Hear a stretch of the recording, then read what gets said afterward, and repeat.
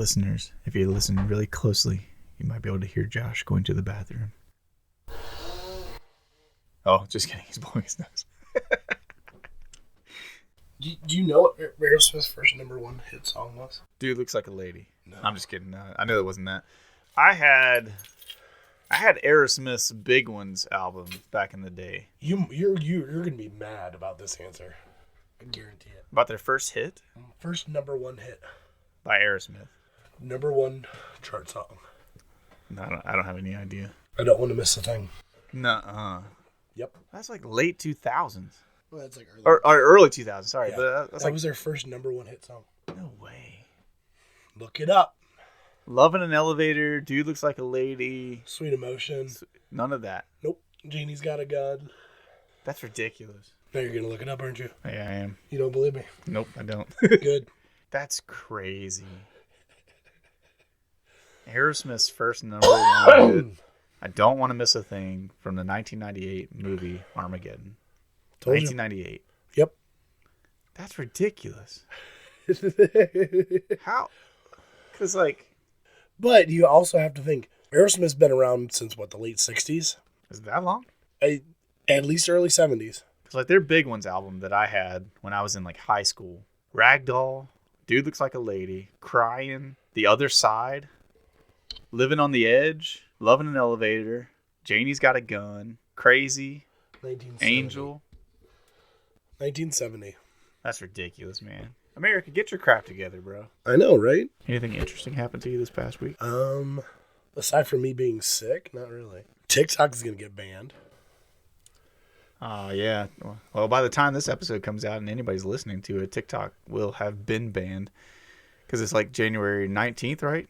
So it's tomorrow. Yeah. Tomorrow is for us. We're recording on January the 18th right now. So tomorrow is doomsday for TikTok.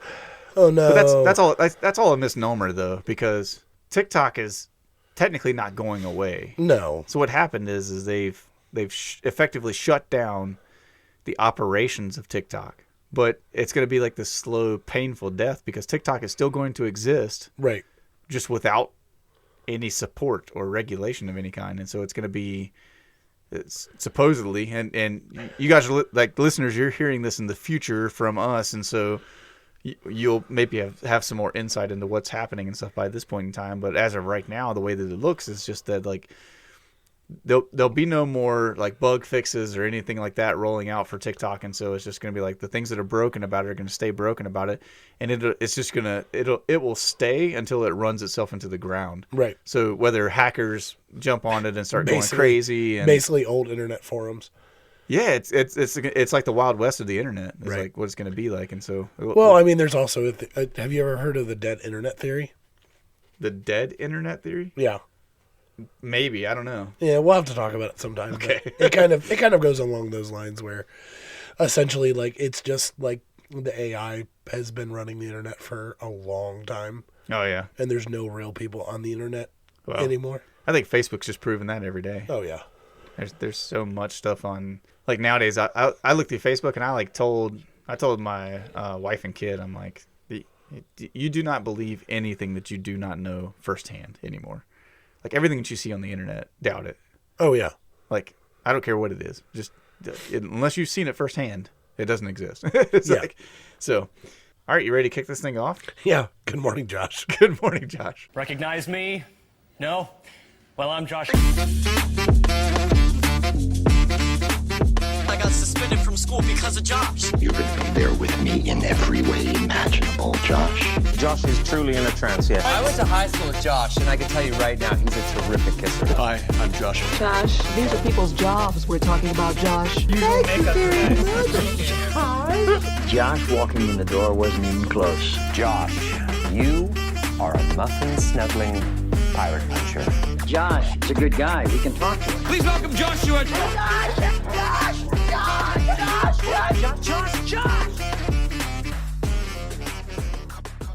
As we get ready to jump in today, I had a few different things. I told you earlier that I had a hypothetical question that I don't know this is going to take a whole lot of discussion necessarily. It might, but this was one of my favorite hypotheticals that I came across recently. And it's a simple question. How many 11-year-olds would you fight in a Coliseum-style fight? And here's the caveat. The big thing for it is for $100,000 each if you defeat them. How many would you fight to guarantee yourself $100,000 per 11-year-old that you got to take down? And so it's Coliseum style, right? So it's gladiator. Everybody all at once for themselves kind of deal. Now, what kind of 11-year-olds are we talking? Because I know we've had this discussion before. Yeah. Like, because my son and one of our friends' sons, they're roughly the same age, but drastically different in size and build. Right. Yeah. So are we talking... One of them is under 5 foot. The other one is 6 my foot height. tall. Yeah.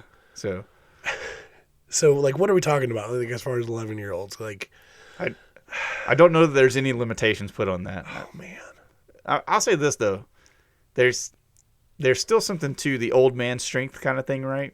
right, That when we think about like 11-year-olds, even if they're huge, they really don't know how to use their body yet. right. So, because like my first thought is you knock out one, and then you just helicopter with the legs the other. It's like Yeah, you're going for he becomes the weapon himself. Yeah, for sure. So you're banking on though. There's got to be a small enough one that you could do that with. Right. Because that's a tough one too. Because you're gonna wear yourself out pretty fast doing that. Whereas I feel like haymakers and donkey kicks are the way to go. Right. Well, because like I mean, at that point, like you get so many, they're just gonna overwhelm you. Well, that's the question. But, like, that's why it's like how many would you fight? You know what I'm saying? Like, what do you think you could manage? And you're banking $100,000 for each one that you defeat. So we're gonna say, just for the sake of being nice to the 11-year-olds, we're not killing them. Right. They're We're just- incapacitated. Yeah, we just need to put them out of commission, right? So And I would say, man, I would say on the conservative side, like this is either gonna make me sound weak or like like a jerk. I would say like maybe like 15 to 20. oh my gosh, really? Yeah. Okay, you're way higher than me. Because like if you think about it, like you get like those first couple, like if you get like any sort of hesitation from the other ones, you can kind of regather your wits, your strength a little bit. Sure. But I mean, if they're just coming at you like you said, haymakers and donkey kicks, like I'm gonna go like Jean-Claude Van Damme on them, like just Right. I don't know, man. My initial thought is that I'm thinking like 6. really. I mean, it's $600,000. You know what I'm saying? And I feel like, so that's my conservative, because I'm going 6. I feel like I could definitely take them. I'm guaranteeing myself over $500,000 in that sense. And so I'm trying to go conservative to say, like, what do I know that I could bank, right? Right. On my cocky side, I'm like 20, 25. Because I think that, like, this is going to sound terrible. I think if I just like really clean the clock at the biggest dude, when like the biggest of them, when he comes rolling in, that I could put enough fear in the hearts of the rest That's what of I'm them saying, to like- back them up. Yeah. And then start taking them on one at a time. But I also you also got to think though, like 20 to 25, even throwing like 20 to 25 haymakers in a row, I'm getting pretty tired out. Yeah. And if you lay the first one out and the rest of them are scared, now you got to chase them kids.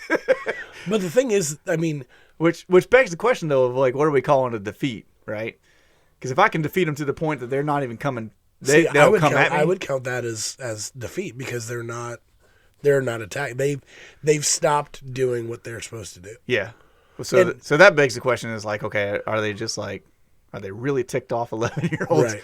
Like they're willing to fight no matter what, or are they, can we scare them? If we can scare them, and them being scared and not attacking us means that we've won, then I would say.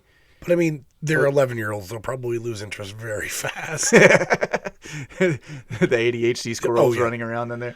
So yeah, and they're not going to be organized for sure. Oh no, yeah, there's no shot. Like 11-year-olds, they're coming in wild and crazy. They're just trying their best to like land anything they can on you and stuff like that. And it's like, I feel like if you really get mobbed, that's where you get in trouble. But at the same time, I think I have enough endurance and speed to outstep most 11-year-olds. But I mean, if you think about it, most 11-year-olds are getting their fighting knowledge from Cobra Kai. So all you have to do is sweep the leg. Right. Yeah.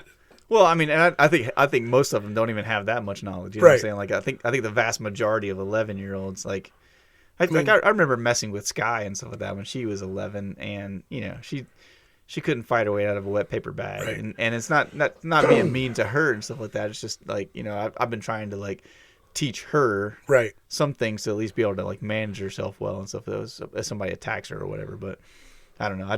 I thought that was humorous when I came across that one. That was like my favorite like hypothetical question, because I was like, I don't know, man. How many 11-year-olds would I take on in a fight if I had the opportunity to get $100,000 per kid?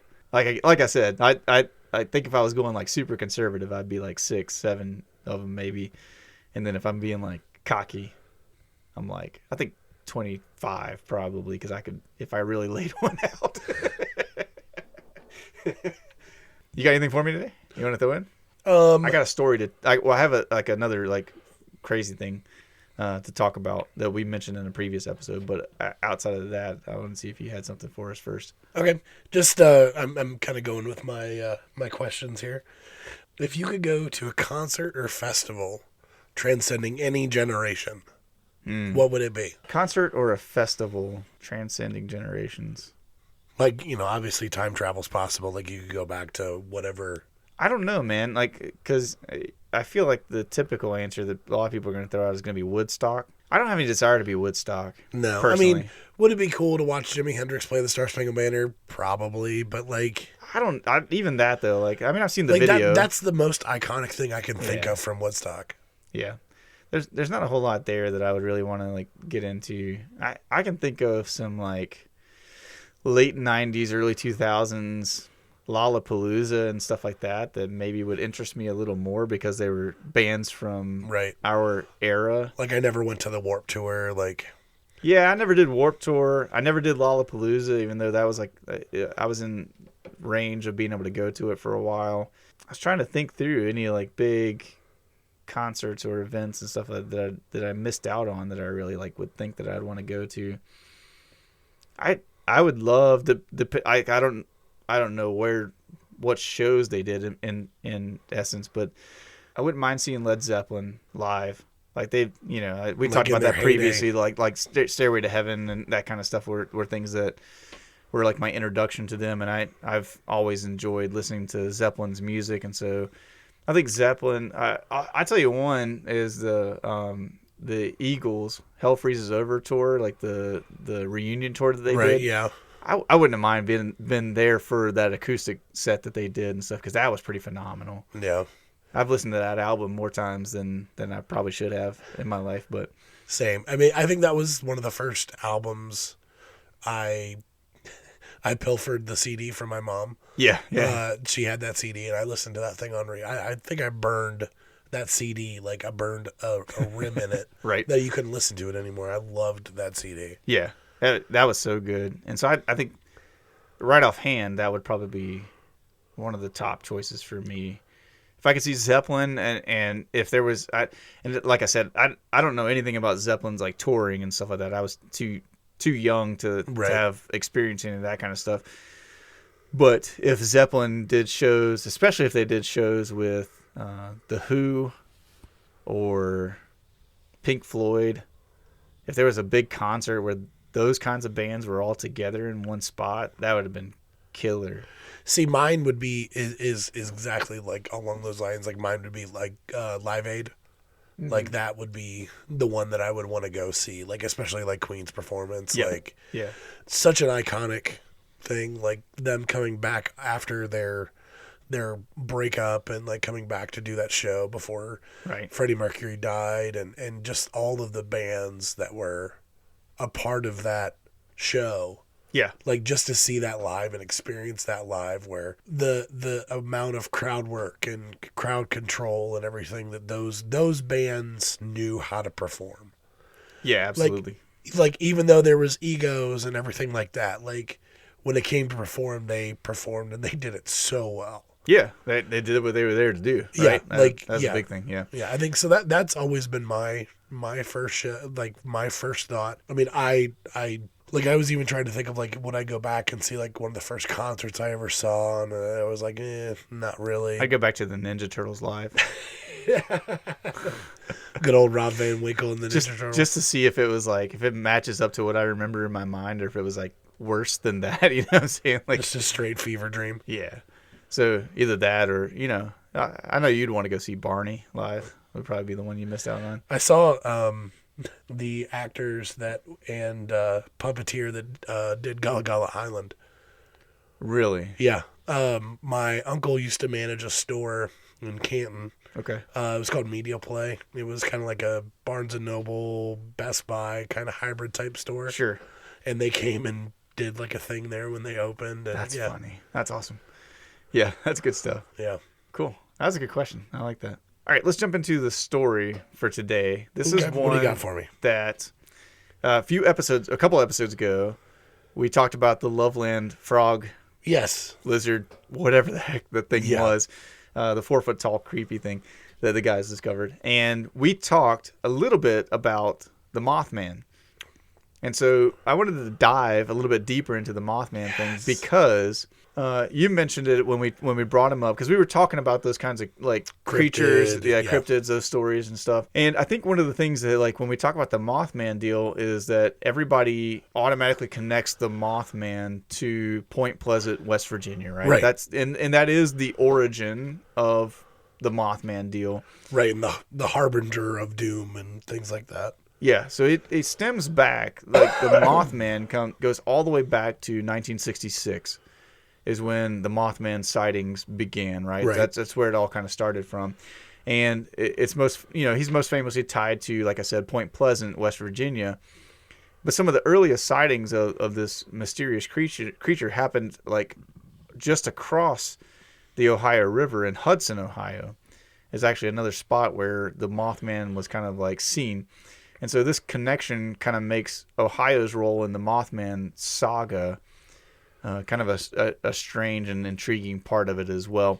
And so I thought, like, because we've been trying to connect some things to Ohio, I've got another thing with the world's largest that we'll talk about after our sponsor break here in a little bit.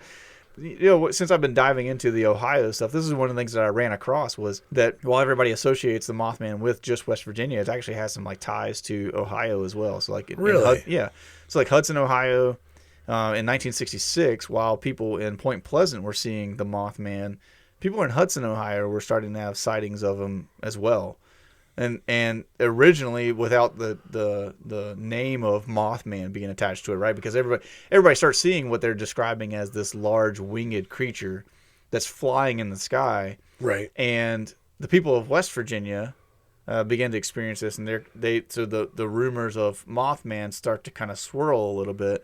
But at the same time, it starts being picked up in Hudson, Ohio. People start spotting the same creature or something that matches the same description flying over Hudson.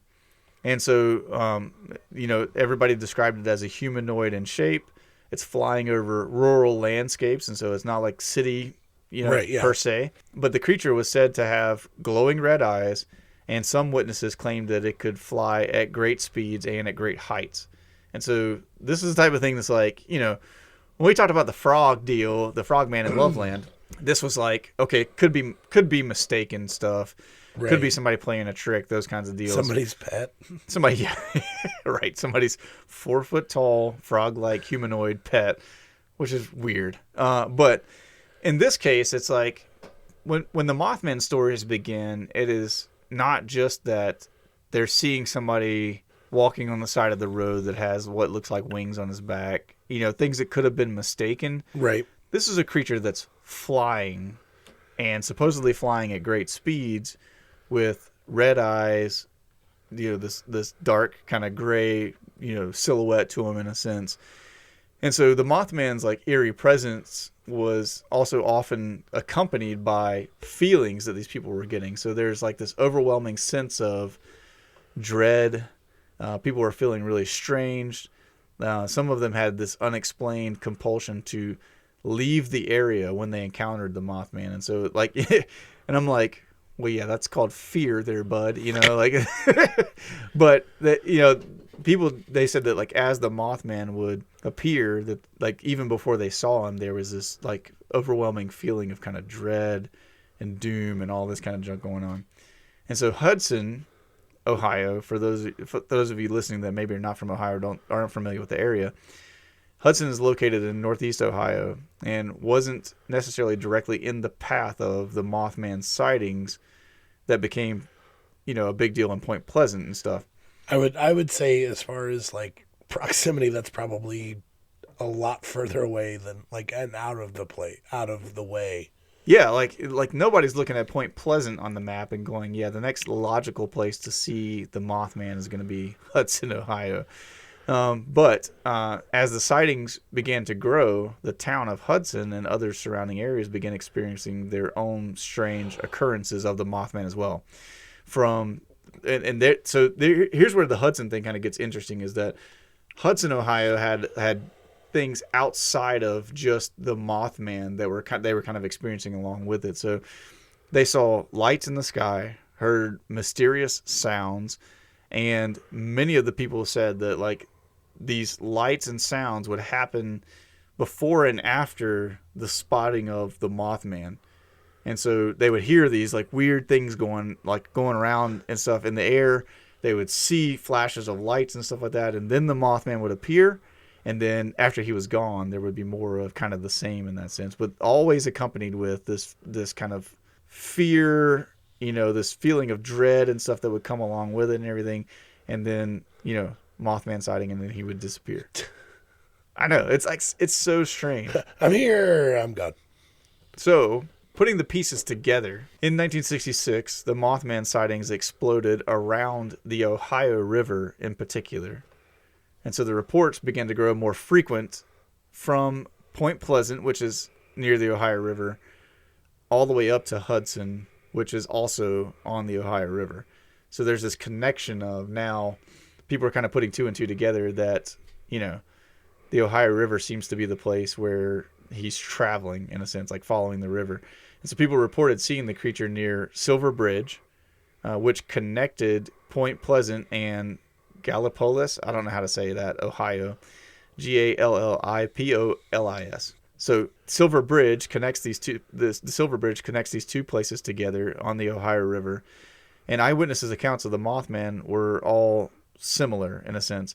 It was a man-like figure, massive wings, glowing red eyes, this eerie presence, the fear, all that kind of stuff, right? Is the same across the board. And so this thing that's kind of like, and I'll give them credit, like, Virginia is the home of Mothman, right. West Virginia is. And so they're the ones that kind of started the whole thing. But I never knew that the Mothman deal spread all the way up to Hudson. Right, yeah. And that's the thing like I'd always heard about, like the bridge disaster and everything. Like Mothman always showed up before bad things happened. Yeah. But it was always in Point Pleasant and the surrounding area, not necessarily all the way up. Close to us, actually. Yeah. Yeah, Hudson's not very far away in that sense. And so, you're right. That's like one of the things that, like, as I was reading through this and stuff, that I found out that Silver Bridge, where Mothman was spotted in December of 1967, so a year later, that bridge that had been in operation for 40 years at that point unexpectedly collapsed and killed 46 people in the process. Right. And so there was the kind of thing that, like, all these people now began to associate. Mothman shows up and then bad things happen in that area and stuff, so this feeds into all the kind of folklore about what's going on there. Who is the Mothman? What is his purpose? All this kind of stuff. Right. And so the idea that the Mothman had somehow like kind of foreseen or caused this disaster began to take root around that area in 1967 as they were doing these things. And soon he kind of became the symbol of, impending doom and right. the theory that he's the harbinger of death and disaster and all this kind of stuff. The theory is that maybe this guy, like, if it's a person, so that's, a whole other caveat. Yeah, one of the theories in that sense. That if it's a person or some kind of being that's responsible for these things, that he actually lives somewhere in between Hudson and Point Pleasant on the Ohio River, or like his cave. I don't know, man. Like, whatever it moth is. cave. Yeah, someplace where he resides is somewhere along the Ohio River. And he uses the Ohio River as kind of his guidance to travel north and south to get to these disastrous places, where things are going to happen. After the Silver Bridge collapse, the Mothman phenomenon seemed to kind of like fade out for a time, right? Like it just kind of fizzled, but never went away. Like that's why like all the the crazy podcasts that we listen to and stuff these days, they still discuss the Mothman and what is he all about, what's he doing, all this kind of stuff. And the link to Ohio became one of the like more kind of enduring paranormal like things about that, in a sense, that people are now discussing more and more as the Mothman things continue on. Because Point Pleasant has like Mothman Day. No, they have a festival. Festivals. I know. Like it's like all of it. They have adding another point to the map of place we need to go and visit and stuff. Yeah, for sure. Well, I was gonna say, I mean, outside of like Bigfoot, essentially with like American cryptids, like I think Mothman is the second most recognizable one. I mean, as far as the ones that I know of and stuff like that, it's Bigfoot, it's the Mothman, and what was I was trying to think of one that they talked about not too long ago on Ninjas. Well, I was gonna say Skinwalkers are the other one. Skinwalkers, yep, that's it. And that's the Appalachian Mountains. That's kind of one of those things where my wife is from. Yeah, and where a lot of my grandma's family is from. Which explains so much. Hurtful, but not wrong. I was talking about for my wife. Oh. If we go back to the pilot episode and the squiggly lines in my eyes and stuff like that, she was trying to murder me with pancakes.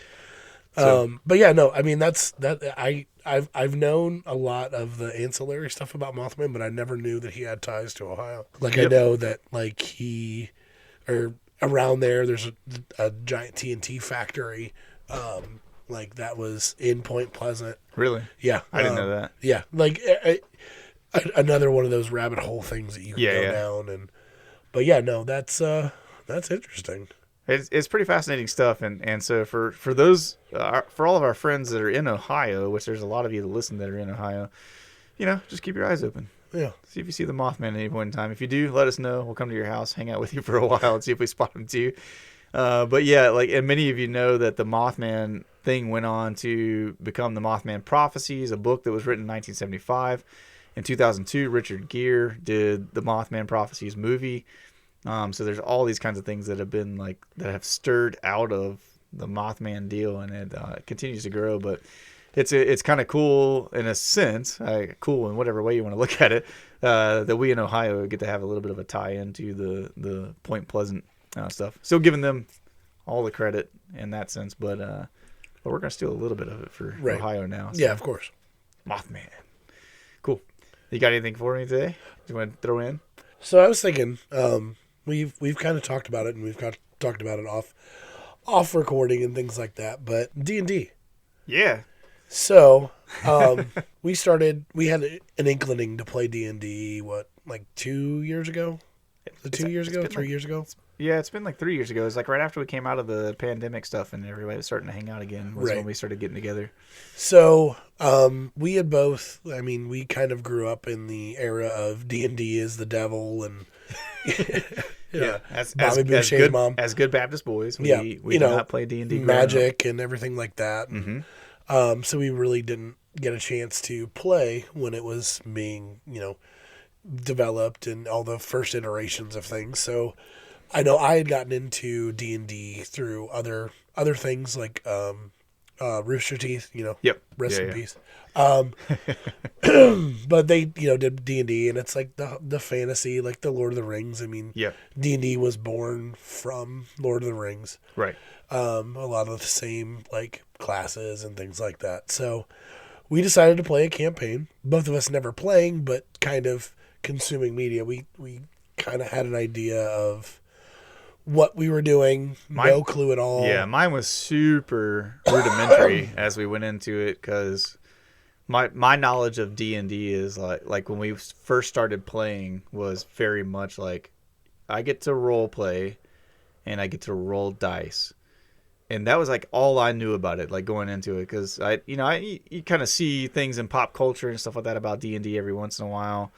but I didn't have a whole lot of knowledge. You had more than I did going into it, and then we both had to have like a really strong learning curve from our friend Landon, who was our first DM, and play and stuff. So which was really weird for me because not ever playing it and playing with other people that weren't playing it, I kind of became the de facto party mom. Yeah.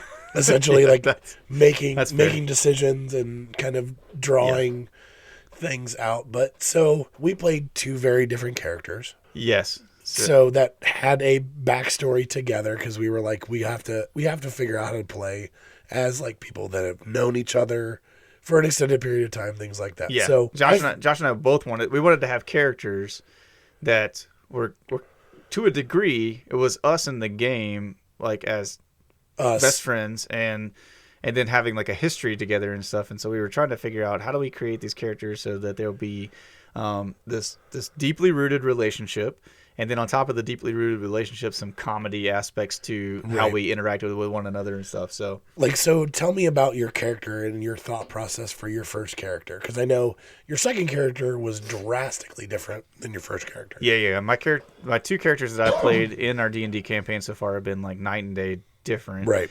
The first character that I ever developed when we played that first session was his name was Tina Imparvis, which Imparvis is Latin for the tiny.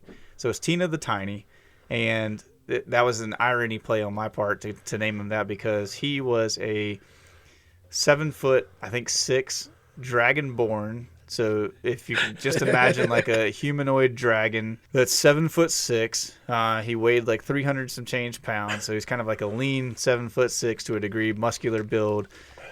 He was a barbarian because I needed a simple class to start off with because I didn't want to keep track of spells or any of that kind of mess. I just wanted to hit things and be tanky.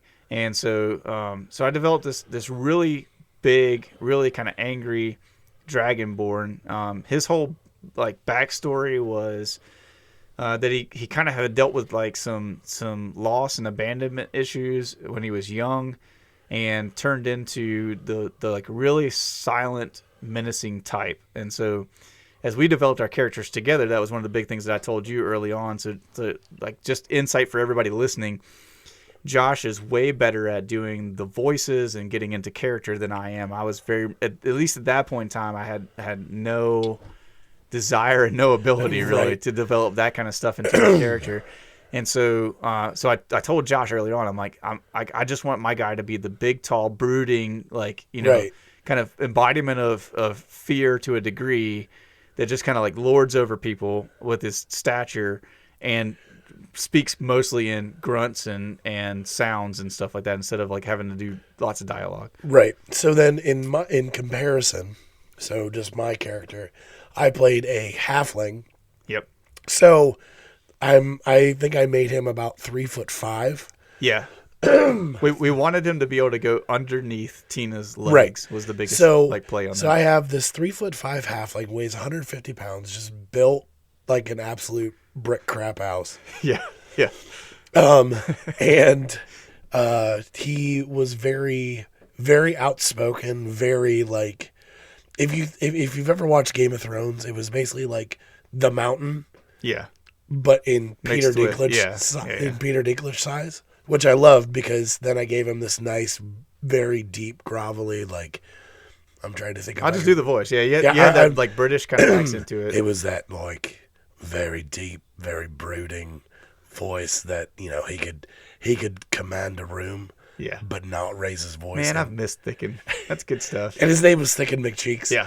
Because that was a name that we got on a mobile order at Chipotle was Thicken McCheeks. Oh, that's funny. That's how I got the name. That's funny. But my original idea for him was not where it ended up in the story. So he originally was going to be this paladin that was forced to be a paladin. So he was essentially a rogue before he made a living of robbing and stealing. Mm-hmm. And essentially one of the deities of the realm, their temple, wanted to overthrow another one. So he was tasked on carrying out the sabotage. So he went through and he got caught. So he could either be imprisoned for life, Right. and then become a righteous figure for that deity, or they would kill his family. Mm-hmm. So he chose to keep his family alive and become their servant, essentially. Work for That's the how he deity. became a paladin. But they ended up killing his family anyway. Ah. So then he goes on this righteous, what he thinks is a self-righteous quest. He's not finding any answers. He meets Tina along the way, and he kind of shares a little bit of his backstory, but he essentially sees Tina as a tool. Right. Because Tina is huge. Yeah. He's small. People don't take him very seriously without violence. So he wanted to try to ease away from the violence and just get a lot done through intimidation. So then, over the course of the campaign, he found a shrine to Hades. And on a whim, I was just like, you know what? I'm going to embrace this chaotic evil. Right. So I took my hand and my sword, and I just cut the palm of my hand, and just let the blood drip in the pool. And the look on our dungeon master's face was priceless. Yeah. He had no idea what to do. I think everybody at that point in time, because when you were going to that place, you were like, well, I'm going to go down to this temple, and being Thicken's sidekick in that sense, I was just like, I go with him.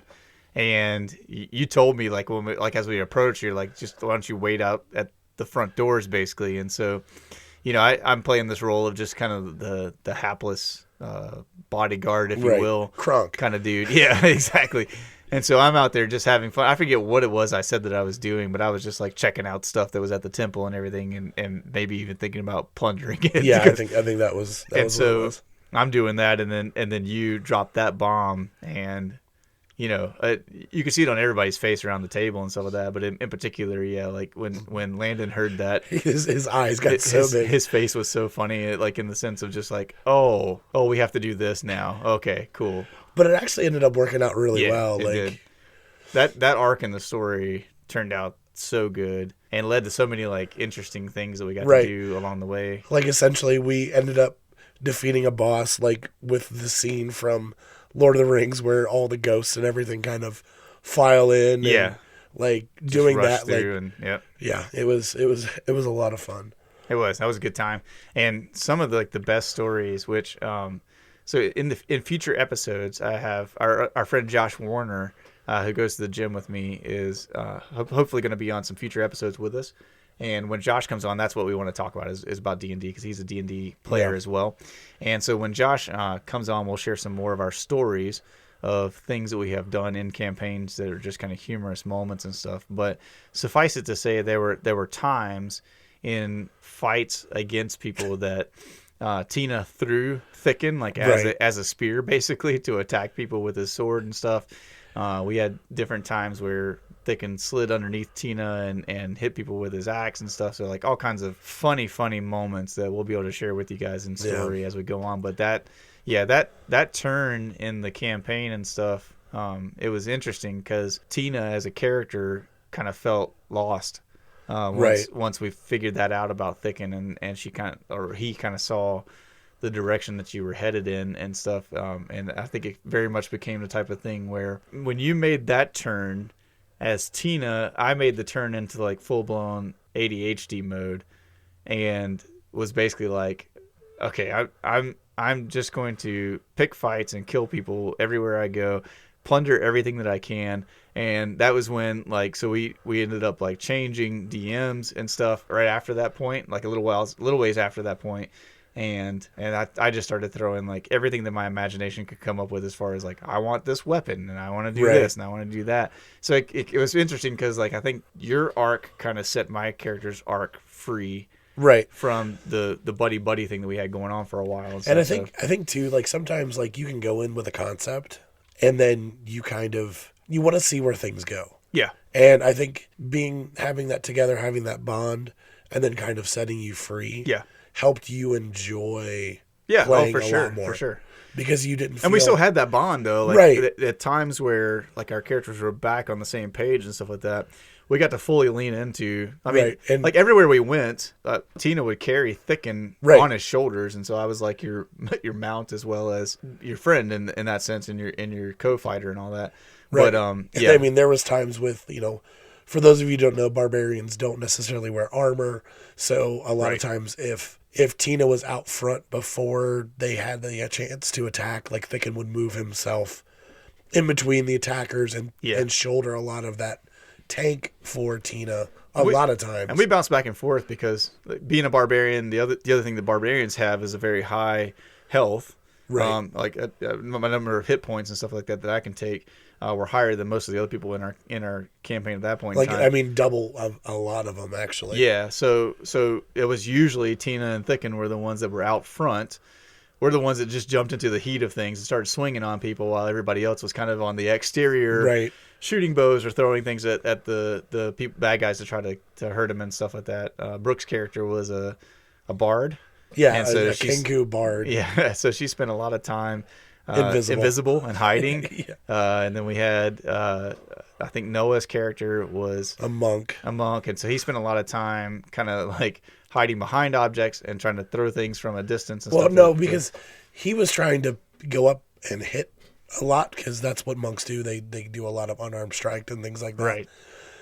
But unfortunately, his character could never roll good enough. That's true, and his hit points were a lot lower than so, what mine were and stuff, and so he couldn't tank it out quite as much as we could. Because like at higher levels, monks are completely broken.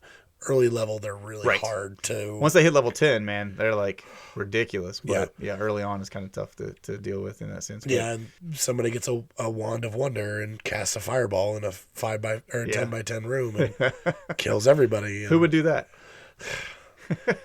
A certain monk after getting attacked by a juvenile red dragon. Yeah, which I had to step in and calm down that situation. Oh my gosh. And then we had Sebastian, who was the fighter at that point in time. So it was fun, the combination of, because Sebastian's character was like 8 foot tall. Yeah, like we had taller these than Tina. two behemoths, and the big joke was that me, you, and Sebastian, like our combined intelligence between the three of us was like a 13. Yeah, something like that. It was really low. But I had the most like armor class out of it. I think my AC was like 22. Yeah, like, when we it was stopped. ridiculous. Yeah, because mine was like 17 or something like that by the time we got done. So yeah, but yeah, that was a really fun, like those times of playing through those campaigns and stuff like that was a blast. And we've got plans to hopefully get another campaign going with some friends here in the near future and stuff. So we'll be enjoying that when we develop some new characters. Josh is going to DM for us because you took over as DM after those 2 campaigns. Yeah, and we had some fun with that one. Yeah, that's when I became an artificer. Yes, or artificer. That was depending on a weird time, but fun. Yeah, me and BB rolling through. Cool. Well, as we get ready to wrap up today, we want to remind you guys about all the things we want you to do and stuff like that. So, number one, we'll just say, like, following these things up, if you got some answers to those hypothetical questions, if you're a D&D player and you have a specific class that you enjoy playing, maybe mention that in the comments. We'd love to hear from you on those. If you got a class that you would suggest for someone like me who is not great at keeping up with a lot of things, but really good at hitting stuff. I know Barbarian and Fighter tend to be the kind of ones to go through for that. But if you got some suggestions on classes that you think would be fun for us to play, maybe mention those to us and stuff, and I'll see about that as we get into the new campaign. Otherwise, we hope that you guys will take the time to go and share this, like us on the social media pages, give us a 5-star rating if you're going to give us a rating, because if you're going to give us anything lower than 5 stars, just be nice and don't do that. That'd be awesome. Right, exactly. And also, don't forget to check out our sponsor, the Salt Collective. That's right. Yeah, we've mentioned them in all the past episodes and stuff, and so if you want to go back and hear some more about them, or if you just want to go check them out, it's remainsalty.com is their website. You can check them out on Facebook, on Instagram, all those good places, and it would be very beneficial for you to go and do so for that. And then also, like we always talk about, is if you haven't followed us on Apple Podcasts or on Spotify, or if you haven't checked us out on all of our different social media pages, make sure you do that. Leave us a like, leave us a comment, all that good stuff. We share comments every once in a while, so every few episodes we'll jump in and share some more comments. Like we told you before, we record, like this time we're recording 3 episodes. This is the 3rd one we're recording today. So they'll be coming out over consecutive weeks, and so it'll be the next time we sit down to record, we'll have the first episode of that one. We will read your comments and stuff again for you. So Yeah, and if you couldn't tell, this is their third recording of the day. Just listen to the vocal progression from me over the last 3 episodes. As you hear Josh's voice wearing back out because this is like the first The couple of buzzy days that he's stuff. had a voice back this week. Right. But yeah, we appreciate you guys listening very much. We love you all, and we cannot wait to see you again in the next episode. Bye. Bye.